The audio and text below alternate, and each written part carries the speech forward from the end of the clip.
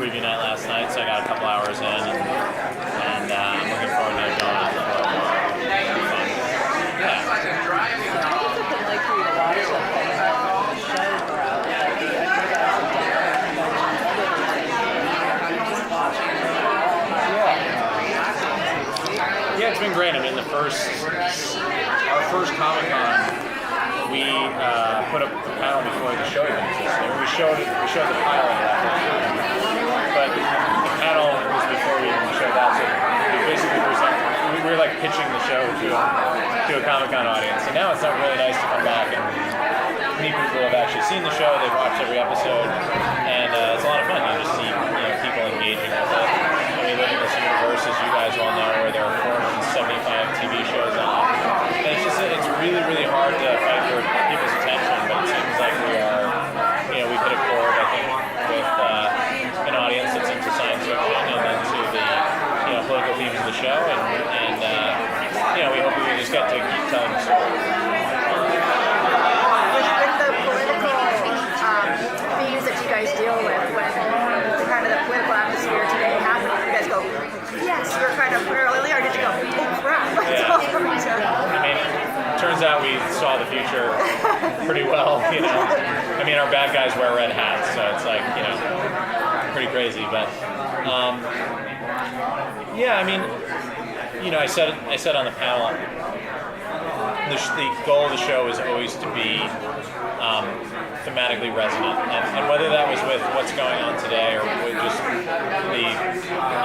the sordid past of human history, I think either one works. But we were never, even now making season 3, we're not writing a commentary on current politics, because I think that's a mistake and a pitfall, and if you do that, you end up dating the show in a way. But what we've tried to do is, if you build off of the center kind of hub of colonialization and occupation, that's a fact that most societies on Earth, either in their present or in their past, have dealt with. And what are the truth and consequences that come off of that, and the stories that you can explore. So like this year we're going to do a whole refugee story that is going to resonate for people that are seeing all the terrible things happening to the Syrian refugees. But that's that was a story in the Iraq War, the first Gulf War, and will continue to be, unfortunately, all across the world, all through human history. So the idea is that now the lovely thing about Battlestar is that I pop that back in, and it's probably the 15th anniversary of that show, and it's still incredibly relevant to today because it's really good science fiction, and that show is written with the post 9/11 politics in mind, and that stuff still works, but now it's just good sci-fi, and that's what Colony at its best is aspiring to be. So tell us about some of your characters. I mean, we have a lot of new stuff in season 3, new locations, new places, new stories, new characters, because the show is obviously, we relocated the show physically to Vancouver, so we're going to be producing it up there now, and I think, we're going to own the fact that the show has changed locations, and we're not trying to hide the fact that we're not in LA anymore, and I think, the show is unique in the sense that it's not just happening in Los Angeles, it's happening all across the world, so it gives you the opportunity to expand out the story and show what's happening in other places, and how, not all colonies are run the same, and there are a lot of places that look different, what's happening in the hinterlands and the kind of Mad Max zones outside beyond the colonies, but that will necessarily bring new characters into the show that I think, people will really like. We're going to go out and meet the resistance camp that we talked about a lot in season 2, so you'll meet the cast of colorful characters that is involved there. But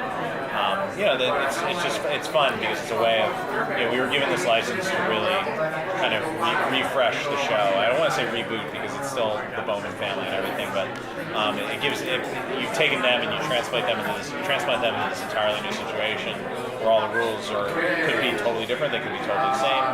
They just don't know, and it's going to force them to really figure out who they are and what they believe. With you filming in Canada, I'm from Canada, so with you filming in Canada, is that going to sometimes you make reference to international then, or are you going to try and keep sort of it more U.S.? Remains to be seen, I think, a little bit. It's always, for us, it's always just because it's from our point of view, the U.S. experience as both a colony at one point and then a colonizer at other points has been an interesting one. So I think that remains resonant with us. But I mean, we started telling stories in Switzerland last year, so as the show evolves, I think the fun of it is getting to see other places, not just in the U.S. but You mentioned in the panel that you've given the audience a bunch of little hints of things, and those have been really fascinating. Just tiny little minutes. The NASA scene at the beginning of season 2, and the guy they found in the safe house who said he was part of the contingent that was supposed to rebuild the world. Do you think that the government or governments of the world are hiding secrets like that? Do you think that's where some of that could possibly come from? Or do you think that that's really a writer's imagination thing? Well, we look for conspiracies and everything. I think it's human nature to try to take tragedy or chaos and try to put order to it. That's where conspiracy theories come from. Like, we can't imagine that, this great, young president, John F. Kennedy, was just assassinated by a lone wolf, crazy person who had ties to Russia. So we have to invent this entire conspiracy theory around him. He was a patsy, the mafia killed him, and they put him up to it. There was a second gunman. So in this colony, much like the X-Files was, is based on those conspiracy theories, but I don't necessarily, as an individual, believe that those things are true, just because it takes governments are incompetent, and conspiracies take such incredible competence in order to not only pull it off but keep it a secret. And I just believe that those two things are in such juxtaposition to one another that it's a paradox. It can't be true. But that's just my theory. But of course, Colony is based on a conspiracy. Right. Humans conspiring against their own kind. So but that's the fun of making television. I just want to say real quickly, thank you for doing the 2 email interviews you've done with me, one for each season. And I'm hoping we can do it again, and I'd love to just do a phone interview one time for season 3, maybe. Yeah, sure. Just go through USA and the groundswell support that we get from the blogs. I have a whole list of questions here, but everybody else has questions. Okay. How important is it for you to keep that because I know you guys branch off some of it always seems to come back, like you said. Yeah, I mean, the idea has always been to tell this incredibly large, almost incomprehensibly large story of a global, military occupation through the point of view of one family and how it affects them, and the pressures that are applied to them because of this occupation. And the idea being that this is never a show where the Bowmans are going to band together and kick the aliens off the Earth. It's just not the kind of show that we're telling. So the idea is that this is one familial experience. They've gone through some extraordinary events in this world, but you can imagine in your head that there are many other families that are going through similar and very different stories at the same time, where they have had their entire lives upturned by the occupation. So really the Bowmans are a way of grounding, I think, the audience in a central experience where what would it be like for me to go through this thing, and if I can relate to the Bowman family, then I can understand what it would be like to experience it myself. That's always the idea. What's happened to the Bowman's dog?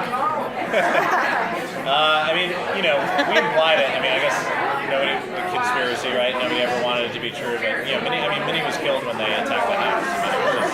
We didn't show it because it was gratuitous, but Minnie is no more, sadly. Several people asked me to ask you that. Yeah, okay. Sorry, too many fans. How would you Contract demands. how would you personally fare if you were thrown into the world of colony? I mean, it's so crazy, the whole experience of occupation.